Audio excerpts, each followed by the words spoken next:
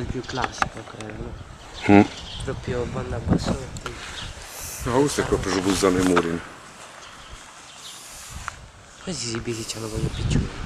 Addirittura. No, questi, una volta stasera li non